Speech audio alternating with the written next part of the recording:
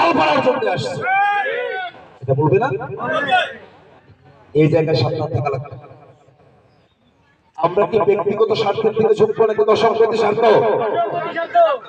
দর্শকপ্রতি স্বার্থের দিকে মনোযোগ নাই, ব্যক্তিগত স্বার্থে অল্প পয়সা শাড়ি লুঙ্গি দিয়ে যাবে। আপনার বাড়ির উঠানের যে রাস্তাটা আছে, এই রাস্তা এখন পর্যন্ত কোনো নেতা করে দিচ্ছে? এই দেশে করে দেবে না নিজের টাকা। এটা থেকেই তো বোঝা যায় যে একজন ব্যক্তির কাছে যত টাকাই থাকুক, একজনের টাকা দিয়ে যে খুব বেশি মানুষের উপকার করা যাবে না, বড় কাজগুলো করা যাবে না, এটা বোঝা যায়। তাহলে দর্শকপ্রতি কাজ যেগুলো আছে, এগুলো সবগুলো করা লাগবে রাষ্ট্রের টাকায়, সরকারি টাকা এগুলো করা লাগবে, জনগণের ট্যাক্সের টাকা এগুলো হইতে হবে। তাহলে ব্যক্তিগত স্বার্থ না, দর্শক স্বার্থে আমাদের মূল্যবোধ হইতে হবে। এই জন্য আপনারা বাড়ির পাশে মানুষ, আমি একটু আশা করি বলি, আমার ব্যক্তিগত এত সামর্থ্য নাই যে পকেটের টাকায় খুব বেশি মানুষের আর্থিক উপকার করবো, আমার সামর্থ্য নাই।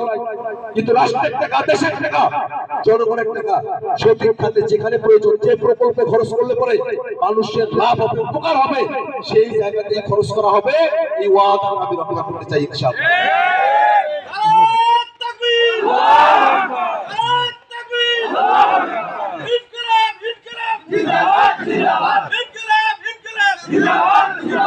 আরো অনেকগুলো পরিকল্পনা আছে।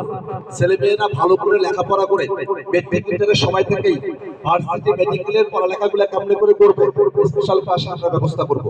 কিভাবে কুটির শিল্পের বিকাশ ঘটানো যায় আমাদের এলাকায়, মা বোনেরা শুধু কুটির সেলাই করে, এর বাইরে অনেক কিছু নিয়ে আসা যায়, ব্যাগ তৈরি করা যায়, শোপিস তৈরি করা যায়।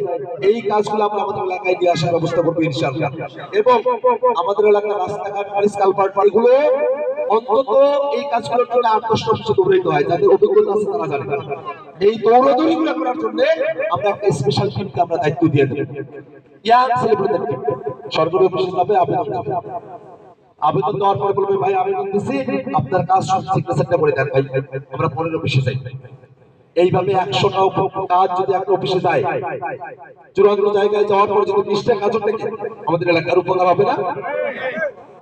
এরপরে আমরা তো জানি না যে কৃষি মন্ত্রণালয়ের কাজ কি আমাদের এলাকার, জানি আমরা আমাদের এলাকার স্থানীয় সরকার মন্ত্রণালয়ের পরিকল্পনা কি আপনার খোঁজ কখনো?